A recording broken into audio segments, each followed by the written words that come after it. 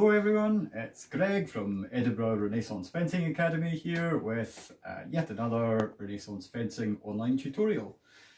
Today we're going to be talking about how to make thrusts with the Rapier from Grassi's system, but in a slightly different way from before. So in case you haven't seen the earlier video, the core attack from Grassi's Rapier system, along with every other Italian Rapier fencing system, is the stoccata. So it looks a little bit like this. So it's a relatively low thrust, at least it starts from a relatively low position, and the point is travelling slightly upwards and striking the target just above the level of your own sword hand. So in profile, basically the sword goes something like this. Okay, so hands here, tips a little bit higher up there. Grassi makes it repetitively clear in his treatise that this action is supported with an advance of the lead foot. In my case, being a right-hander, use my sword in my right hand, which means the right foot moves to support the action, to give it strength and stability. And as well, when you're making cuts, the first choice footwork for that is also to advance the front foot in a similar manner as with the stoccata. However, you can also launch attacks using the rear foot, so the left foot in my case. The body mechanics, so what's happening up here, actually remain more or less the same.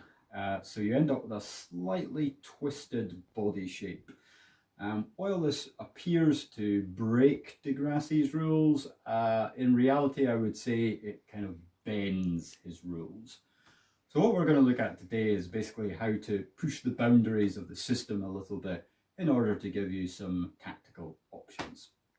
Okay. So, what I'm going to demonstrate is two variations on the basic thrust, the Punta diritta and the Punta reversa, which roughly translate as either the direct thrust and reverse thrust, or if you prefer to think of it this way, the forehand thrust and the backhand thrust.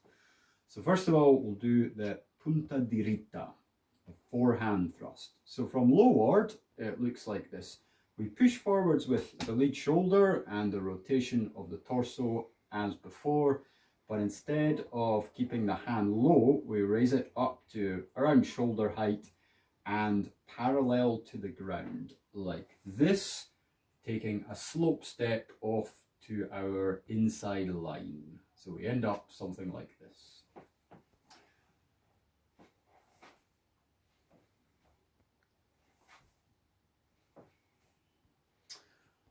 Okay, so compared to the stoccata, this thrust is shorter ranged, but it combines an attack with a movement offline of the body. So this can be a kind of simultaneous attack and defense. And in fact, it's possible to execute this as a contratempo or counter time action to interrupt an opponent's attack, or you can just use it as a variation on a riposte from a parrying position. More about this later in the presentation. So the torso action for the stoccata, the torso action for the punta diritta is basically the same. I'm just raising the hand from here up to about here, but the footwork, instead of this foot moving, this foot moves. Remember the principles of the body mechanics. So we push with the torso and the lead shoulder. The sword goes first and then the foot moves to support the action. And you can use your offhand just to help balance. Okay, so that's quite an in-depth explanation about that. I'll be briefer with the punta reversa, the backhand thrust. It's exactly the same principle, but it works heading in the other direction. So we're going to raise our hand in this direction, up to about here, as we make the attack. And we're going to move our back foot still to make the thrust with a circular step towards the outside line.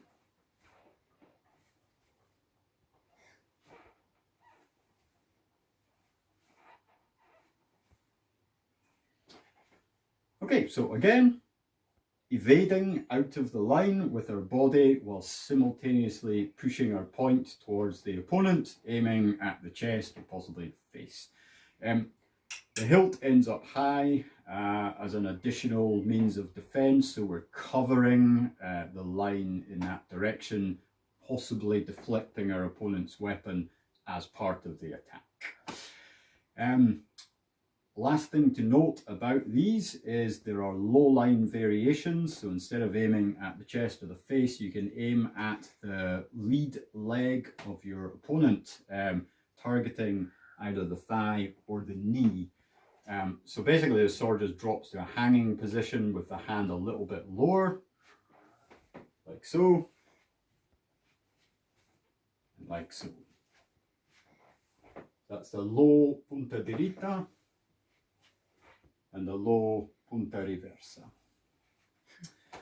And that's basically how the attack works. From a tactical point of view, as I said earlier, these can be done from a parry position. So if you've managed to parry an opponent's attack, but you've had to withdraw the lead leg, so you're parrying going backwards for some reason, and you've ended up here, Punta diritta makes a nice angulated attack to get out of that position. Or similarly, if you've parried on the inside line by stepping back, then the punta reversa is a good way of getting out of that position. However, the primary use of these attacks described in the treatise is actually as a contratempo, a counter-time action. So your opponent comes to attack you and you interrupt his attack with this simultaneous avoidance and riposte, or counter attack in fact. So in this case what you're looking to do is hit the opponent and then dodge away before he can complete his attack. So it would look something like this: strike, move away back to guard, and then the other one, strike, move away back to guard. So that makes a nice drill for practicing these. Just come forwards a little bit and then demonstrate a few repetitions.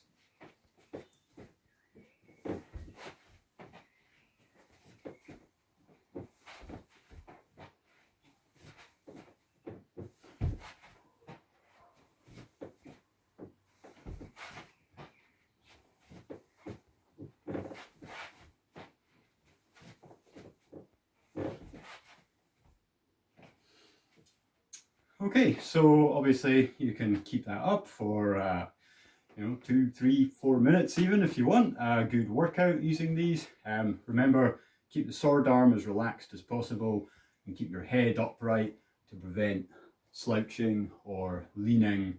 And remember the core Grassi mechanics. So you rotate the body in order to facilitate the action, and the foot is the strength and support of the hand. So there you go.